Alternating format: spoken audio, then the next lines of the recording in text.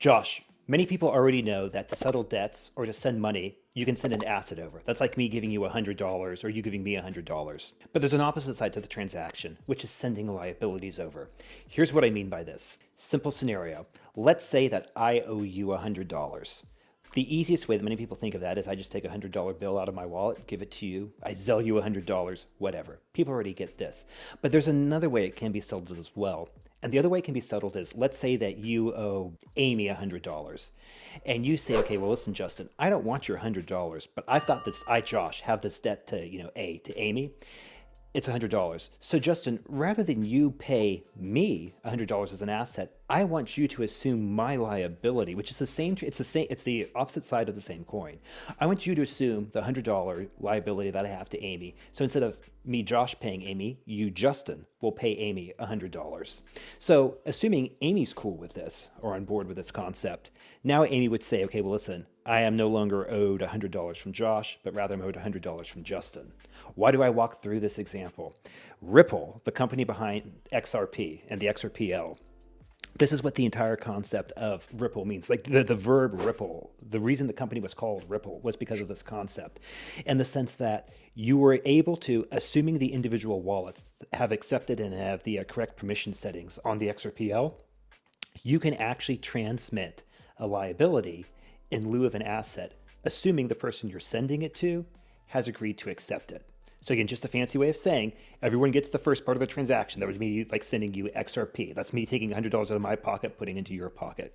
Alternatively, from you, I can take on $100 of your debt that I now owe to whoever you owed it to. So that is what it means to ripple. In other words, the counterparty from the perspective of the person you owe money to has changed. It's changed from you to me. It's rippled from you to me. And assuming, the counterparty trusts me to the extent that she, or the A in this case, trusts you, it's kosher. But if not, it's not going to go through. This is one of those interesting things because I think when you go back and look at the Eurodollar system, you look at how we currently do banking today, this happens all the time. Yeah, but the problem is that there's no clarity and there's no transparency in the counterparty, or any transparency and any clarity is so negligible. It's just laughable. Anyways, quickie, that's what I wanted to go over. Yeah. If you're really studying the banking system, you're going to say, well, this is how the Eurodollar system works. This is exactly how it works. It's just, this is going to be a very dense line. Right now, the entirety of the global dollar supply is based off two things only: counterparty risk and bank balance sheet accounting. And that is it. If you really break it down and study how this works, that is the only thing that restrains the banking system. That is it. Banks create the dollars. They can even create the collateral that they use using a collateral multiplier effect without going too deep into the weeds. There is only two things that affect a bank's balance sheet. It is if I don't trust Justin, and that would be okay. If we have that same transaction, me and Justin, I owe Justin $100, and then we just tell Sally to pay Justin the $100, but she doesn't trust him, and that is the counterparty risk. And then it's just how banks prop up their balance sheet to make it look better. And this is extremely simplifying how dense and complex this actually is. But when you break it down, these are the only two things that restrain the banking system. You can throw 1,000 things at me. I will reply in the comments. If you think there is something else that restrains the balance sheet, we will prove to you that there is not. So, Justin, taking this back to XRP here, what incentive would these banks have? Because nothing restrains the banking system right now, virtually. They can create everything except the counterparty risk and how they prop up their balance sheet, because they can create the assets that they need to pass off these liabilities. They can create everything on their own. So if you put in XRP in the situation that has a finite amount, even if it is so large, they now have a restraint on the banking system. And if you add an additional restraint to this banking system, what would be the incentive for them, the banks, to want to adopt an XRP style of system? The incentive they have would be confidence. If there were some event to happen that all confidence were destroyed in the traditional old system, people would just revolt. The customers would just revolt. People would no longer accept it. It's a con game. Confidence, or lack thereof, is what would force transition to a new system. And arguably, as Darren Moore does in his excellent channel, he mentions that, and I would agree with this, at least at first blush, that XRP is going to be the asset that's used to reliquify and restore confidence to the system. I'll just add my own little twist that I think there's going to be a rainbow metal component in it as well, but let's not get too far off to the weeds. But that's the answer to your question, confidence. Because at the end of the day, confidence restrains everything when you do these monetary pyramids, even gold is restrained by confidence. Well, let's take this down, because I don't think there's going to be a real banking crisis. Since 2008, we haven't seen this wild monetary expansion because banks, there is this counterparty risk and they don't trust people like they used to. When times are good, people are willing to take on massive amounts of risk. But if you look at these charts, we've seen that bank lending just have plateaued, and the rate of growth has slowed immensely since 2008, when the financial system completely broke. And that would be the loss of confidence right there. I don't know what kind of situation would ruin the confidence of the banks today, because I don't see a situation where the banks start to go bust. There definitely could be something, and I would love to hear your thoughts on this. I don't know if I could say the specifics, but I have a really good idea of where I'd look. I would look for contagion within the system. In other words, the system itself will distrust itself. It's either in the LTCM crisis or when Lehman Brothers blew up. I can't remember which one. I think it was Lehman Brothers, but don't hold me to it. The point is that like the confidence of a financial institution in another financial institution, when that breaks down, that I think will be the thin end of the wedge. That's going to be the first domino to fall that's going to start taking this out, because of the system. And it might just not be the banks too. It also might be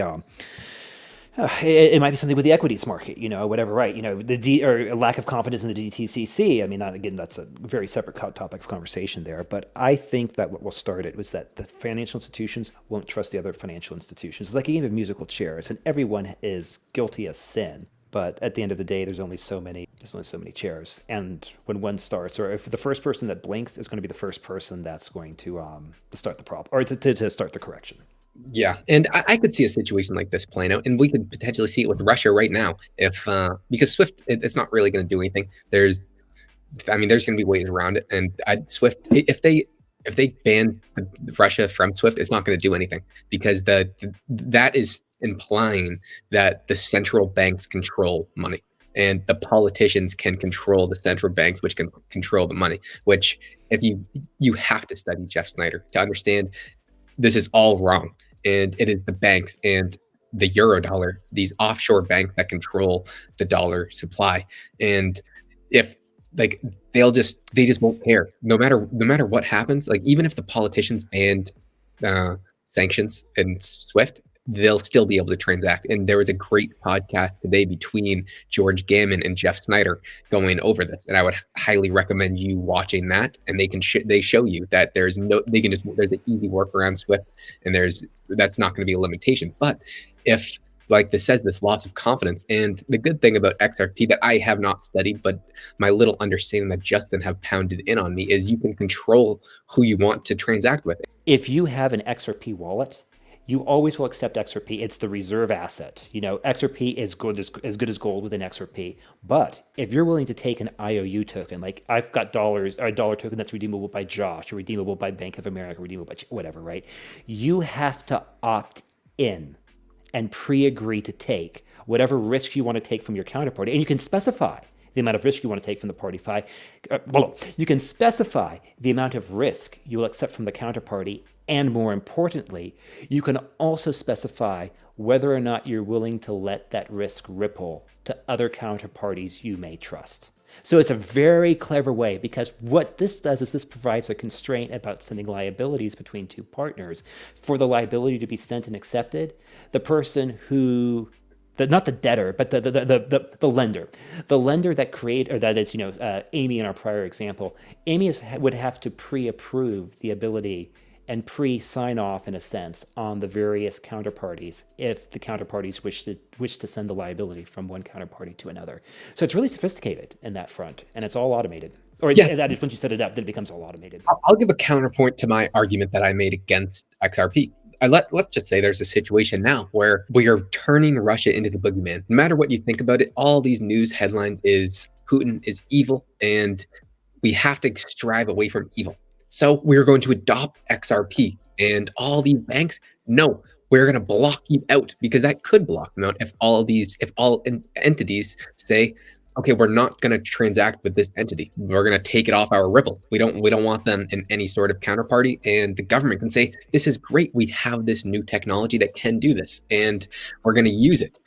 I'm currently, I have not studied XRP too deeply, and I'm not sure how this would go about, but these is just some thought abstractions that I kind of just thought about.